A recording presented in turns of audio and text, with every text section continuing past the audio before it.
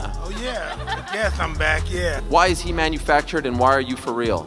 Yeah, that's what I said. That's what I said. Yeah, I was just wondering if you can expand on. The seemingly reserved Mike Tyson at the press conference had more brewing beneath the surface than anyone realized.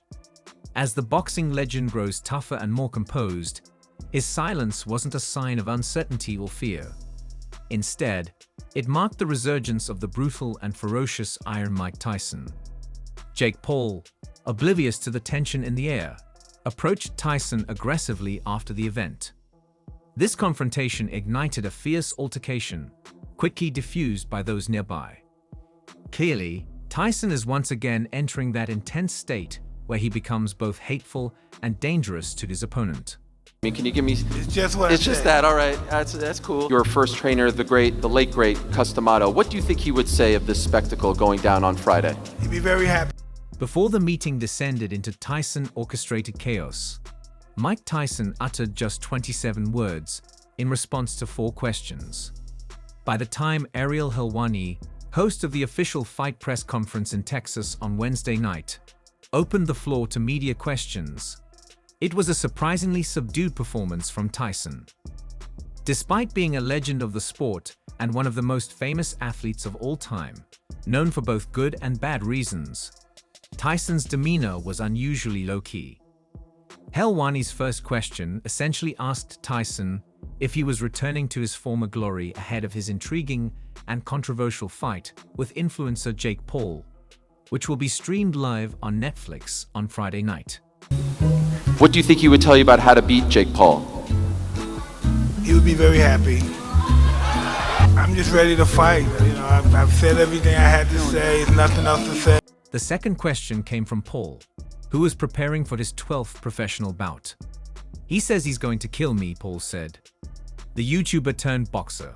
Is that true, Mike? I'm ready. I want that killer. I don't want any excuses when I knock you out. Helwani then brought up a recent quote from Tyson, in which he described Paul as a manufactured killer, not a natural-born killer like himself. Yeah, that's what I said, Tyson confirmed. When asked to elaborate on what he meant, he simply said, "It's just what I think." Everything I had to say. There's nothing else to say. I'm just looking forward to fighting. Well, the people speak for itself. I'm fine with everything. The final question in the formal part of the press conference was about Kato, the man who pulled Tyson from the streets and helped him become the youngest heavyweight champion of all time. When asked what his mentor would think of the fight and how he would advise Tyson to beat Paul, Tyson replied, he would be very happy.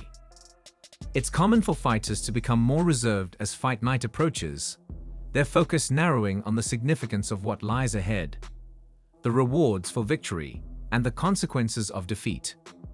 Many also feel uncomfortable in front of the media, a sentiment Helwani acknowledged as he tried to press Ireland's softly spoken, classy Katie Taylor, both inside and outside the ring.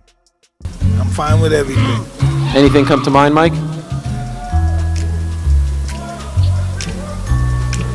I'll take that as a no. I'm not talking about fighting anybody, only Jay. Tyson was known for some of the most foul-mouthed, controversial outbursts in boxing history during his heyday, once telling a fan, "I'll bang you till you love me, freakin'."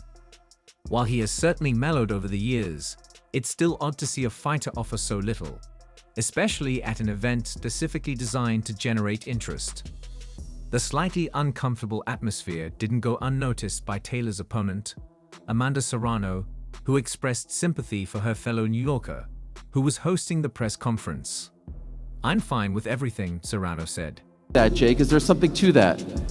Whatever he wants to think, you know, everyone's entitled to their opinion, but the deadliest weapon on the planet is manufactured, and that's... Jake, first of all, I want to ask you how you're doing right now, Ariel, she said, giggling. I know you're in a tough spot right now. Tyson's persona didn't go unnoticed by the fans inside the Toyota Music Factory, either, with one asking, "What's up with Mike?" as they left the arena. If you were feeling generous, you might call it laid back and focused, a solid mindset for fight week. But others saw it as disinterest or lack of motivation. Despite Tyson and Jake Paul reportedly being on good terms, it's clear that Tyson still has the drive to win. Make no mistake, he's determined to avoid a 7th loss on his professional record. While he might not have animosity toward Paul, Tyson is still fully focused on the victory. How much you want to lose? Whatever. $1 million, deal. We got 1 million here, 1 million here. Okay. Come on, you guys want to fucking do this? Put your money where your mouth is. As the press conference unfolded, one generous interpretation of Mike Tyson's behavior was that he was trying to get under Jake Paul's skin.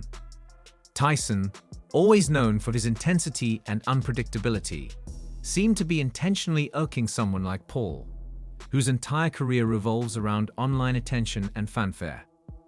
Tyson's subdued responses during the press conference contrasted sharply with Paul's usual bravado and showmanship, leaving the 27-year-old visibly frustrated. Paul, ever the provocateur, was likely annoyed that what should have been a significant night for his boxing career and personal brand was quickly turning into a dumb squib. After Tyson's dull replies, Paul described the interaction as freaking boring. "There's been a lot of trash talk online, you saying you're going to kill me, and just nothing in person," Paul remarked. "I don't know, it's pretty boring, pretty freaking boring." Perhaps this was why Jake Paul, a YouTube sensation with over 20 million subscribers, decided to take matters into his own hands, seizing the opportunity to deliver the most memorable moment of the press conference. He walked up to every fighter on the undercard who had predicted a Tyson win and challenged them to put their money where their mouth is. "I'll shake all your hands and take your money," Paul said, as he called out fighters like Mario Barros, Niraj Goyat, and even Katie Taylor. Bruce Carrington, an American fighter who sat with his NABF and WBO Intercontinental Featherweight titles on stage, looked slightly sheepish in the face of Paul's challenge. "How much do you want to lose?" Paul asked him. Carrington didn't engage in the back and forth, but when Paul turned his attention to him, the tension was palpable. The moment took a sharp turn when Paul addressed Tyson directly. In a pointed, aggressive response, Tyson was asked how he would react to Jake Paul's constant trash talk.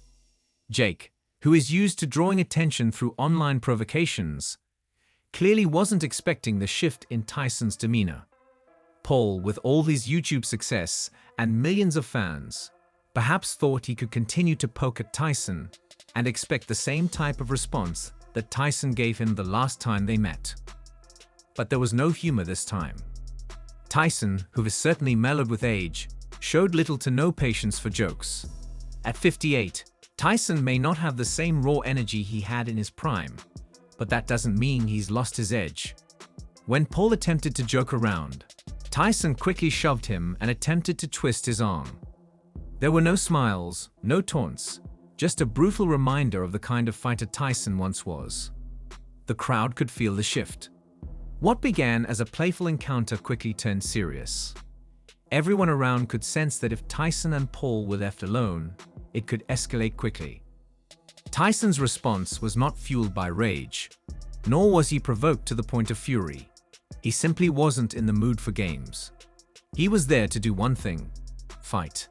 The moment served as a wake-up call for Paul, who had underestimated Tyson's transformation. Tyson wasn't looking for drama or entertainment. He was focused, and it showed. The tension built as Tyson was